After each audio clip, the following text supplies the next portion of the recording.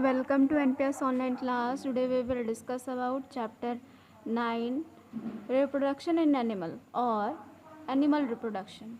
So get started. So there are following topic which we have to cover in this chapter. Our first topic is what is reproduction?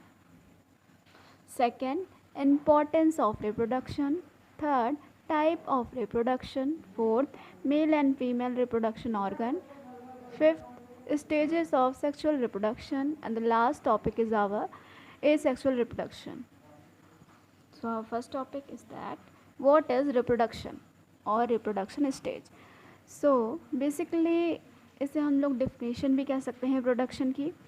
देखते हैं इसकी definition में कि reproduction होता क्या है. Reproduction is the process.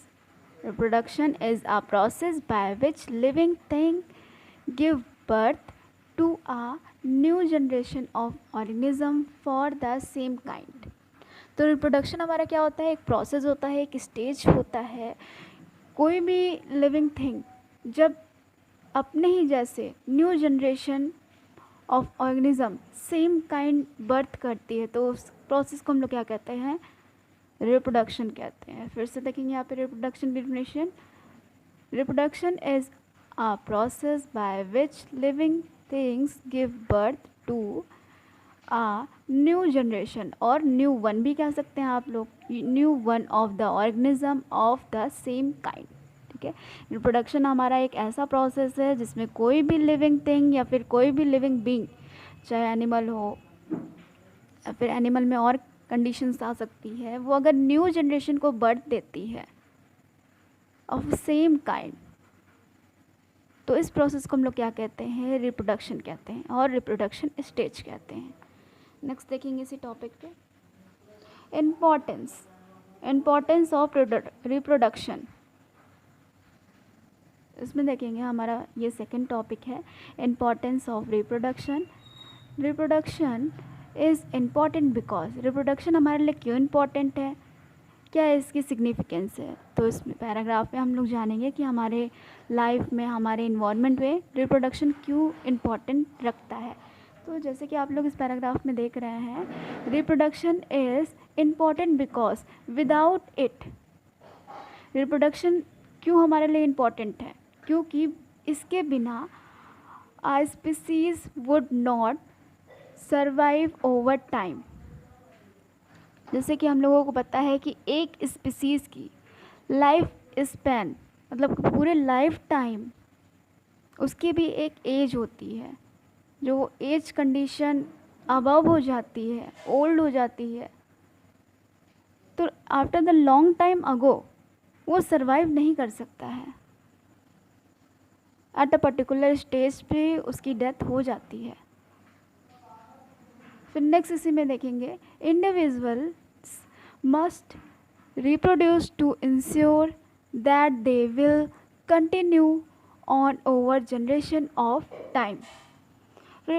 जो हमारा रिप्रोडक्शन है, सेकंड पॉइंट इम्पोर्टेंस जो इसमें पूछ रहा है, तो रिप्रोडक्शन हमारे लिए क्यों इम्पोर्टेंट है, ये लाइफ स्पैन पे डिपेंड करता है, लाइफ क्वांटिटी पे डिपेंड करता है कि कोई भी अगर ह्यूमन बीइंग हो या फिर एनिमल हो, या फिर ह्यूमन थिंग में हमारा प्लांट और एनिमल दोनों आ जाता है और एनिमल में ही हमारे ह्यूमन बीइंग आता है, क्योंकि दोनों के ही सिस्टम सेम होते हैं हमारे, एज लाइक एनिमल में और ह्यूमन बीइंग में भी दोनों में सिस्टम सेम रहते हैं. तो बेसिकली इसमें देखा जाए कि एक ह्यूमन बीइंग की जो लाइफ होती है, क्राइटेरिया उसका बहुत ही कम रहता है. अब ये 100 और 102 ऐसे ही इसकी लाइफ स्पैन रहती है. फिर जब ये इसको क्रॉस कर जाता है तो फिर उसकी डेथ हो जाती है. अगर एक स्पीसीज़ जनरेशन क्रिएट नहीं करेगा अपने पूरे ओवर जनरेशन में, तो ये जो एनिमल की सर्वाइवल क्वांटिटी है ये ख़त्म हो जाएगी. दैट्स वाई हमारे रिप्रोडक्शन का इम्पोर्टेंस बहुत ही हमारे एटमॉस्फेयर में सर्वाइविंग के लिए बहुत ही इम्पोर्टेंस माना गया है इसकी.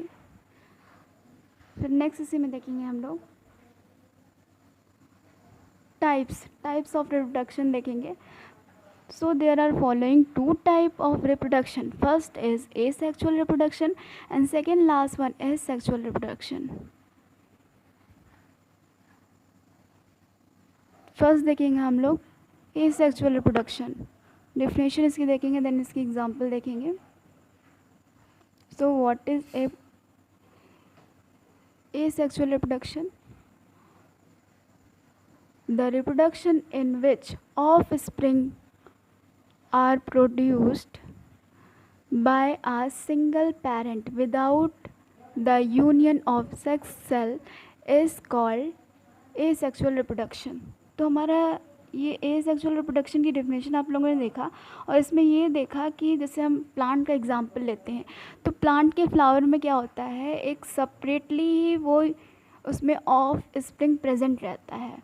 वो ऑफ स्प्रिंग से ही जो हमारा फ्लावर रहता है प्लांट में वो कल्टीवेट रहता है.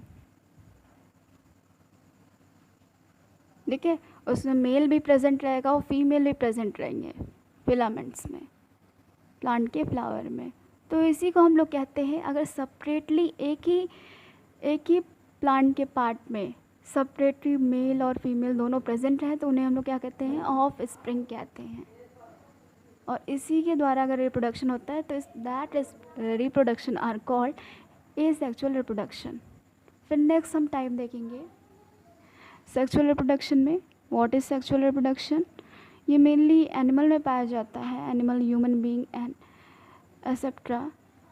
This reproduction present in it that kind of condition. फिर नेक्स्ट इसकी डेफिनेशन देखेंगे सेक्सुअल रिप्रोडक्शन की. The reproduction in organism by the union of male and female gametes is called sexual reproduction. तो देखिए जैसे कि हम लोगों ने डेफिनेशन में पढ़ा कि हमारा ये जो टाइप ऑफ रिप्रोडक्शन है इसमें जो ऑर्गेनिज्म रहेंगे वो अनसेपरेट रहेंगे, इंडिविजुअली रहेंगे.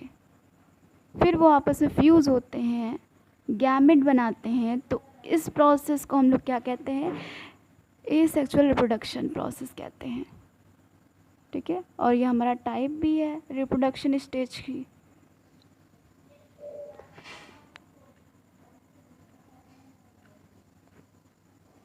फिर नेक्स्ट हम लोग देखेंगे स्टेज ऑफ सेक्सुअल रिप्रोडक्शन की. तो ये देखिए फर्स्ट स्टेज होती है फर्टिलाइजेशन की. फर्स्ट स्टेज होती है फर्टिलाइजेशन की. फर्टिलाइजेशन में यहाँ देखिए तो मैंने दो फीचर लिया है. फर्स्ट फीचर में इसकी डेफिनेशन बताई गई है एंड सेकंड फीचर में इसकी क्वांटिटी बताई गई कि कैसे ये हेल्ड होता है, ये फर्टिलाइजेशन कैसे क्रिएट होता है किसी भी ऑर्गेनिज्म में. तो फर्स्ट यहाँ पे देखिए फर्टिलाइजेशन का स्टेज है.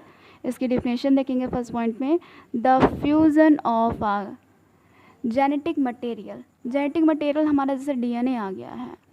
ठीक है, डीएनए मॉलिक्यूल्स को हम लोग क्या कहते हैं, जेनेटिक मटेरियल कहते हैं, या फिर जेनेटिक मटेरियल को हम लोग क्या कहते हैं, डीएनए मटेरियल भी कहते हैं. तो देखिए यहाँ पे the fusion of the genetic material contained in the gamete of to form a zygote. Zygote को मैंने आप पहले ही बताया था इन आवर 8th चैप्टर कि जाइगोट को हम लोग मेनली क्या कहते हैं, एग कहते हैं. ठीक है, इज़ नोन एज फर्टिलाइजेशन. ठीक है, तो फ्यूज़न जो होता है डीएनए का मतलब एक ऑर्गेनिज्म से डीएनए, एक सेल से दूसरे सेल के डीएनए जब आपस में फ्यूज़ होते हैं, फ्यूज़ कह लीजिए या फिर मिक्स कह लीजिए, आपस में मिक्स होते हैं, वो गैमेट कंटेन करते हैं.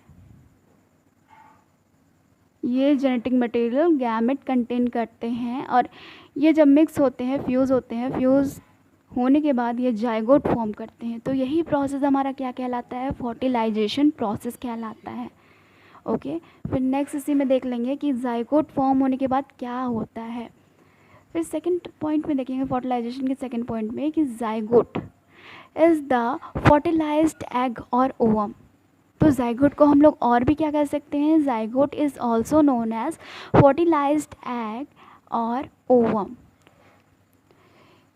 Okay, it is a single cell, मतलब कि जाइगोट में सिंगल सेल पाई जाती है। Thus we begin our life as a single cell.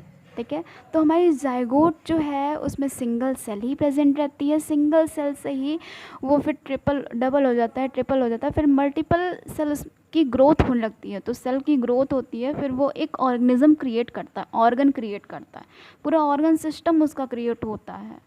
Organ system से वो ऑर्गेनिज्म बन जाता है। तो इसी को हम लोग कहते हैं कि जब जनरेशन स्टार्ट होती है तो ये जाइगोट की वजह से ही स्टार्ट होती है। ओके, पहले ये सिंगल सेल रहता है, फिर सिंगल से डबल उसको और नरिशमेंट मिलती है, फिर डबल हो जाता है, फिर ट्रिपल के बाद मल्टीपल इसमें सेल्स प्रेजेंट हो जाते हैं। ये तो हमारा रहा फर्स्ट स्टेज थी ये हमारी फर्टिलाइजेशन रिप्रोडक्शन की। अब देखिए नेक्स्ट हम पढ़ेंगे टाइप ऑफ फर्टिलाइजेशन की। तो there are two type of fertilisation. First है यहाँ हमारा इंटरनल फर्टिलाइजेशन एंड सेकेंड है हमारा एक्सटर्नल फर्टिलाइजेशन। ठीक है, फर्स्ट में देखेंगे internal fertilisation. What is internal fertilisation?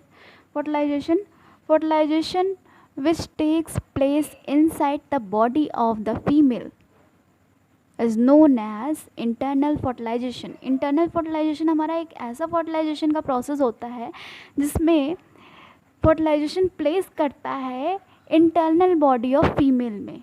ठीक है, फर्टिलाइजेशन कहाँ प्लेस करता है? फीमेल की इंटरनल बॉडी पे प्लेस करता है फर्टिलाइजेशन की स्टेज। फॉर एग्जांपल अब देखिए ये मेनली ह्यूमन में पाया जाता है, जैसे कि मैंने बताया था कि एनिमल में ही पाया जाता है। ओके, तो ये कैसे एनिमल हो गए? ये सारे एनिमल जो हैं और ह्यूमन है, human are not come in animal. तो जो हमारा ह्यूमन की क्राइटेरिया अलग ही है। और यहाँ पे डॉग हैं, बर्ड्स, सम बर्ड्स हैं एंड काउज हैं। ठीक है, एक्सेट्रा। तो ये सारे जो एग्जाम्पल हैं ये टेरेस्ट्रियल एनिमल के एग्जाम्पल हैं। तो इनमें ही ज़्यादातर इंटरनल फर्टिलाइजेशन पाए जाते हैं। क्लियर? फिर नेक्स्ट देखिए एक्सटर्नल फर्टिलाइजेशन की बात कर लें। पहले इसकी डिफिनेशन देखेंगे देन एग्जाम्पल। तो एक्सटर्नल फर्टिलाइजेशन में हम लोगों ने देखा fertilisation which take place outside the body of the female. जो हमारा एक्सटर्नल फर्टिलाइजेशन है ये भी फीमेल की बॉडी पे ही प्लेस करता है, लेकिन आउटसाइड ऑफ द बॉडी करता है। इसका जो फर्टिलाइजेशन की स्टेज रहती है ये फीमेल बॉडी के आउटसाइड सरफेस पे प्लेस होल्ड डाउन करता है। Such type of fertilisation are called external fertilisation. Okay, there was some example also. First example is fish and the second last one is frog etc. Next देखेंगे हम लोग second stage हमारी क्या है? Development of zygote.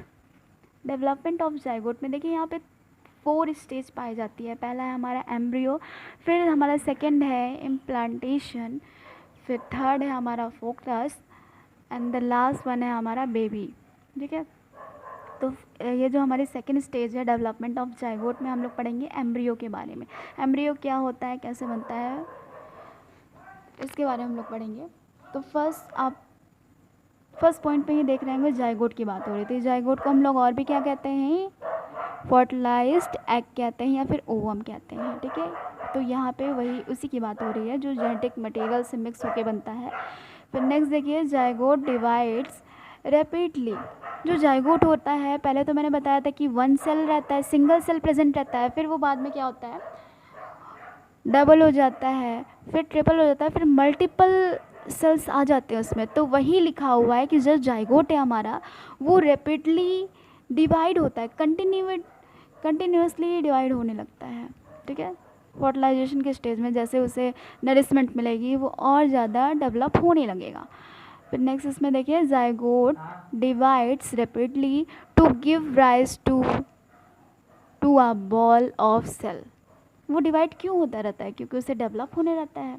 ठीक है, development उसके लिए बहुत ज़्यादा ज़रूरी रहती है और वो पहले क्रिएट ऐसे फुल्ली डेवलप नहीं हो जाता। पहले वो एम्ब्रियो में क्या क्रिएट करता है? बॉल ऑफ सेल क्रिएट करता है। और ये ग्रोथ सेल की तभी क्रिएट होगी जब उसे नरिशमेंट मिलेगा, रैपिडली उसकी ग्रोथ होगी continuously of division of cell, तब वो एक बॉल ऑफ सेल बनाएगा, एक लार्ज बॉल ऑफ सेल बनाएगा। फिर उसके बाद क्या होता है देखते हैं हमारे इसी फर्स्ट पॉइंट पे सेकेंड लाइन में, as it passes from the fallopian tube into the uterus it divide further and develops into an embryo. तो फिर क्या होता है जब ये बॉल ऑफ सेल्स क्रिएट करता है, मतलब कि large ball of cell create हो जाती है, तब ये पास होती है बॉल कहाँ पे, फैलोपियन ट्यूब में पास होती है, और फैलोपियन ट्यूब से ये पास हो जाती है यूटेरस में। अब यूटेरस में देखिए, यूटेरस में ये फेदरली डिवाइड होते हैं एंड डेवलपमेंट इसका होता है, डेवलप हो जाते हैं वो जो लार्ज बॉल ऑफ सेल थे वो डेवलप हो जाते हैं एम्ब्रियो में। तो ये हमारी फर्स्ट स्टेज रही। ये सेकेंड स्टेज ऑफ डेवलपमेंट में फर्स्ट पॉइंट हम लोगों ने देख लिया कि एम्ब्रियो कैसे क्रिएट होता है, कैसे बनता है, इसकी डेवलपमेंट कैसे होती है। फिर नेक्स्ट देखिए हम सेकेंड पॉइंट में देखेंगे, when the embryo get embedded in the wall of the uterus. जब एम्ब्रियो कनेक्ट हो जाता है या फिर एम्बेडेड हो जाता है वॉल ऑफ यूटेरस में, तो इस प्रोसेस को हम लोग क्या कहेंगे, इम्प्लांटेशन कहते हैं। ठीक है, इम्प्लांटेशन कहते हैं, जो कि हमारा सेकंड पॉइंट पे लिखा हुआ है। The female is then set to be conceived. Okay, फिर हम लोग थर्ड पॉइंट देखेंगे, the embryo gradually develops body parts and it's called an विट्रस। तो हमारा ये रहा। फिर हमारा क्या रहेगा, एम्ब्रियो जनरली उसको नरिशमेंट मिलेगा, वाटर फूड मिलेगा, तो वो डेवलप होकर नरिशमेंट से ही उसकी डेवलपमेंट होगी जाइगोट की। और यहाँ पे जाइगोट को हम लोगों ने एम्ब्रियो कहा है, फिर इम्प्लांटेशन कहा है। फिर नेक्स्ट उसकी थर्ड पॉइंट में हम लोगों ने क्या कहा है, उसकी थर्ड स्टेज आती है डेवलपमेंट ऑफ जाइगोट में, उसकी थर्ड स्टेज आती है फ्रूटलस की। ठीक है, फिर फ्रूटलस से वो किस में चेंज होता है, एक न्यू वन बेबी में चेंज हो जाता है। ये फोर्थ पॉइंट पे हम लोग देखेंगे कि फ्रूटलस कैसे, उसकी कैसे डेवलपमेंट होती है। व्हेन द फोर्थ पॉइंट देखेंगे यहाँ पे, when the development of the foetus is complete the mother give birth to a baby, new one वो बर्थ करती है। फिर नेक्स्ट इसमें देखेंगे थर्ड स्टेप है बर्थ ऑफ न्यू वन। कैसे एनिमल और हमारे जो हम लोगों ने देखा काऊ हो गया, डॉग हो गया, कैसे सच एनिमल जो विविपेरस होते हैं और ओविपेरस होते हैं, वो कैसे न्यू वन जनरेशन को क्रिएट करते हैं, आगे रिलीज़ करते हैं। तो ये हम लोग थर्ड स्टेज में पढ़ेंगे। हमारी थर्ड स्टेज है birth of young one, new generation कैसे क्रिएट होगी एनिमल्स में। फिर देखेंगे यहाँ पे फर्स्ट पॉइंट है, animals which give birth to young one directly are called viviparous. It's too important student, तो इसे हम लोग हाईलाइट भी कर लेंगे अपनी बुक में कि विविपेरस एनिमल क्या होता है। जो बर्थ देते हैं, जो एनिमल बर्थ देते हैं, उन्हें हम लोग क्या कहते हैं, विविपेरस एनिमल कहते हैं। Okay, there was some example also like cow, goat, elephant etcetera. ठीक है, तो ये सारे एनिमल जो बर्थ देते हैं उसे हम लोग क्या कहते हैं, विविपेरस एनिमल कहते हैं। ओके, फिर नेक्स्ट पॉइंट में हम लोग देखेंगे animals which lays eggs are called oviparous animal. जो एनिमल्स सच बर्ड्स हो गई हैं और कुछ एनिमल्स हो गए हैं, एक्वेटिक एनिमल भी हो गए हैं जैसे फिशेस हो गई हैं, तो क्या करती हैं, एग लाइंग करती हैं। तो एग लेइंग जो एनिमल्स होते हैं, ठीक है, तो उन्हें हम लोग क्या कहते हैं, विविपेरस एनिमल कहते हैं। ओके, फिर नेक्स्ट देखिए, नेक्स्ट हम लोग टॉपिक पे आते हैं। तो इसकी ये 4 स्टेज है, 4 स्टेज है इसमें रिप्रोडक्शन में, यंग वन टू अडल्ट। अब नरिशमेंट्स जब बच्चों को मिलता है, कोई भी जो न्यू वन बेबी है उसको नरिशमेंट मिलता है, तो वो कैसे उसकी बॉडी में ग्रोथ आता है। तो देखिए यहाँ पे फिगर में समझाया गया है कि वो इंस्टेंट होता है, 0 to 28 डेज़ का रहता है। तो क्या उसकी मिड टर्म रहती है, मेटामॉर्फोसिस स्टेज कैसे होता है कि एक न्यू वन बेबी से वो एडोलसेंट में चेंज हो जाता है। तो तो ये हमारी जो स्टेज रहती है इसे हम लोग क्या कहते हैं, मेटामॉर्फोसिस स्टेज कहते हैं। ये एनिमल में पाई जाती है ज़्यादातर, लेकिन मेटामॉर्फोसिस की एक ऐसी स्टेज रहती है कि development of body through the cell, ऐसे प्रोसेस को हम लोग क्या कहते हैं, मेटामॉर्फोसिस स्टेज कहते हैं, जो तभी पॉसिबल हो सकता है जब उसे प्रॉपरली नरिशमेंट मिले। फिर नेक्स्ट देखेंगे इसी में फोर्थ स्टेज है हमारी young one two adult. Young one two adult, the natural process by which an animal after birth or hatching undergoes abrupt changes in its body structure until it reaches an adult stage is called Metamorphosis stage. ठीक है, तो ये Metamorphosis की stage मैंने बताया है कि जो न्यू बॉर्न बेबी है उसकी बॉडी में चेंजेस आते हैं, ग्रोथ होती है, डेवलपमेंट होती है, फिर वो एडल्ट में चेंज हो जाता है, एडोलसेंट में चेंज हो जाता है। तो यही जो चेंजेस हैं, डेवलपमेंट हैं, ग्रोथ हैं बॉडी में, तो इसी स्टेज को हम लोग क्या कहते हैं, मेटामॉर्फोसिस स्टेज कहते हैं। क्लियर? फिर नेक्स्ट देखेंगे हम लोग, ये देखिए मेटामॉर्फोसिस मैंने बताया था कि एनिमल में भी मिलती है। तो जैसे कि यहाँ पे देखिए मेटामॉर्फोसिस स्टेज इन फ्रॉग का दिखाया गया है, ये पूरी फ्रॉग की लाइफ साइकिल दिखाई गई है। ओके, फ्रॉग की लाइफ साइकिल दिखाई गई है यहाँ पे। फ्रॉग ने देखिए यहाँ पे एग लेइंग किया है, और मेनली जो एक फ्रॉग होता है वो 1 एग नहीं देता है, ये 1000 एग मैक्सिमम दे देता है एक ही साथ। तो ये पूरा पोजीशन, ये वाटर सब्सटेंस नहीं है, ये आपका एग है। ठीक है, इसे लिक्विड सरफेस पे रखा गया है, एट्स लाइक ये ऐसे दिख रहा है।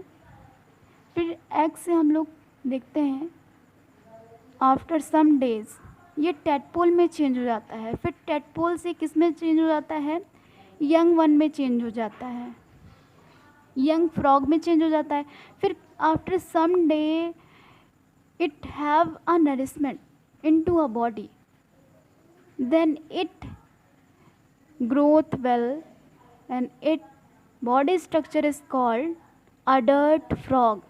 तो इन 4 स्टेजेस को हम लोग क्या कहते हैं, मेटामॉर्फोसिस स्टेज कहते हैं। जो डेवलपमेंट होता है, ये फ्रॉग की बॉडी डेवलपमेंट होता है थ्रू द नरिशमेंट।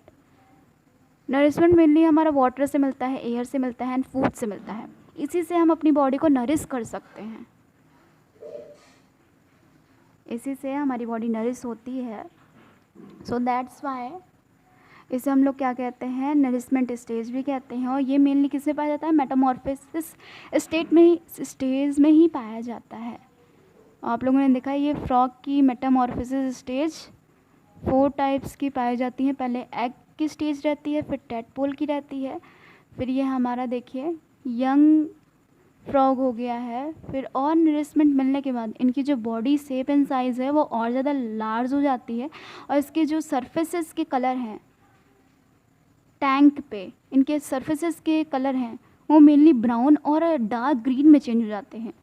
ये तभी पॉसिबल होता है जब उसे प्रॉपर तरीके से नरिशमेंट मिलती है। तो ये किस में चेंज हो जाता है, अडल्ट फ्रॉग में चेंज हो जाता है। इसी 4 स्टेज को हम लोग क्या कहते हैं, नरिशमेंट और मेटामॉर्फोसिस स्टेज कहते हैं, जो कि फ्रॉग की लाइफ साइकिल में दिखाया गया है। That's why it's Metamorphosis stage is also called Metamorphosis in frog. फिर नेक्स्ट देखिए एसेक्सुअल रिप्रोडक्शन की बात कर लेते हैं। एसेक्सुअल रिप्रोडक्शन में देखिए यहाँ पे हाइड्रा लिया गया है एग्जाम्पल में, जिसका बडिंग का प्रोसेस दिखा रहा है। यहाँ पे 2 टाइप्स ऑफ एसेक्सुअल रिप्रोडक्शन दिखाया गया है। पहला है बडिंग और सेकेंड लास्ट में है हमारा बाइनरी फ्यूज़न। बाइनरी फ्यूज़न हमारा अमीबा पे दिखाया गया है, एंड जो हमारा बडिंग का प्रोसेस किस में दिखाया गया है, हाइड्रा में दिखाया गया है। ये जो हमारे माइक्रो ऑर्गेनिज्म हैं ये यूनिसेलुलर हैं, मतलब कि इसमें एक ही सेल पाया जाता है, यूनिसेलुलर हैं एंड प्रोकैरियोटिक भी हैं हमारे। तो पहले हम लोग बडिंग का प्रोसेस देख लेंगे रिप्रोडक्शन का। रिप्रोडक्शन में हमारे बडिंग का प्रोसेस आ जाता है। देखिए ये हाइड्रा की बॉडी है। फर्स्ट आप लोग डायग्राम पे कंसंट्रेट करें। ये देखिए, ये हाइड्रा की बॉडी है, इसमें कोई भी चेंजेस नहीं है, नॉर्मल इसका हेड है, टेल है, सारी चीज़ें इसमें प्रेजेंट है, ठीक है।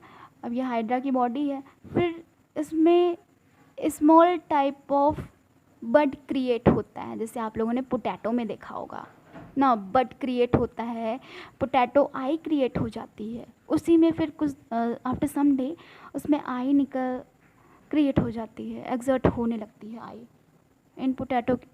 वेजिटेबल की मैं बात कर रही हूँ। एज लाइक पोटैटो, ये हाइड्रा में भी बड्स निकलते हैं। पोटैटो को मैंने इसलिए एग्जांपल दिया है क्योंकि ये पोटैटो हमारा बहुत ही कॉमन एग्जांपल होता है ये बडिंग के प्रोसेस को समझने के लिए, अंडरस्टैंडिंग के लिए। तो देखिए, जो हमारा बडिंग का प्रोसेस है वो ऐसे ही क्रिएट होता है। उनकी हाइड्रा की बॉडी सर्फेसिस से एक स्मॉल अमाउंट ऑफ लेयर निकल आती है उनके बॉडी सर्फेसिस से, और फिर वो लेयर जो रहती है और लार्ज रहती है और लार्ज होती जाती है आफ्टर सम डे। फिर ये लार्ज होने के बाद एक ऐसी कंडीशन आती है कि पूरी उनकी बॉडी ही कल्टीवेट हो जाती है। फिर थर्ड स्टेज में आप देखिए, इनकी पूरी बॉडी हाइड्रा की नेक्स्ट बॉडी क्रिएट हो गई है उसी के अंदर। फिर और नरिशमेंट मिलने के बाद आफ्टर सम टाइम और सम डेज, अबाउट 10 और 15 डेज के बाद, ये जो हाइड्रा है यहाँ से ब्रेक डाउन हो जाएगा। इस पोजीशन पे देखिए, इस पोजीशन पे ये ब्रेक डाउन हो जाएगा, ब्रेक डाउन होके ये नीचे गिर जाएगा, फिर ये ऐसी कंडीशन में आ जाएगा, ये जैसी इसकी कंडीशन है। ओके, तो ये ऐसी कंडीशन में आ जाएगा। इसी प्रोसेस को हम लोग क्या कहते हैं, बडिंग प्रोसेस कहते हैं, जो एक्सटर्नली ही फॉर्म होती है, बट क्रिएट होता है, फिर पूरी उसकी बॉडी क्रिएट हो जाती है, फिर ब्रेक डाउन होके वो नीचे गिर जाता है, फिर अपना नया बॉडी क्रिएशन उसका स्टार्ट हो जाता है, जैसे कि आप लोगों ने फर्स्ट स्टेज में देखा है यहाँ पे। ओके, फिर हम लोग नेक्स्ट देखिए, हाइड्रा का एग्जांपल हो गया हम लोगों का बडिंग में। अब हम लोग देखिए बाइनरी फ्यूज़न में अमीबा का एग्जांपल देखेंगे। ये अमीबा है, एक अमीबा है, हम लोग इसे क्या कह रहे हैं, पेरेंट सेल कह रहे हैं। वन अमीबा यहाँ पे लिया गया है, इसमें ये सेल दिखाया जा रहा है, ब्लैक डॉट जो बने हुए वो सेल है, और इसे क्या कहा गया है, पेरेंट सेल कहा गया है। फिर नेक्स्ट देखिए, ये जो सेल हैं, सेल के न्यूक्लियस हैं वो डिवाइड हो जाएंगे, ठीक है, सेल के न्यूक्लियस हैं इसमें डिवाइड हो जाएंगे। सॉरी, यहाँ पे देखिए, यहाँ पे न्यूक्लियस दिया गया है और इसे कहा गया है पेरेंट सेल ऑफ अमीबा। तो ये जो पेरेंट सेल हैं इनके न्यूक्लियस आपस में डिवाइड हो जाएंगे, डिवाइड हो जाएंगे, तो इधर लिखा गया है न्यूक्लियस डिवाइडेड, फॉर अंडरस्टैंडिंग के लिए इधर मार्क किया गया है, लेबल किया गया है न्यूक्लियस डिवाइडेड। फिर इसकी स्टेज थर्ड स्टेप में देखते हैं हम लोग, थर्ड स्टेज में देखते हैं कि ये जो हो जाते हैं एलोंगेटेड होते हैं, बीच में फैल जाता है, एलोंगेट हो जाते हैं।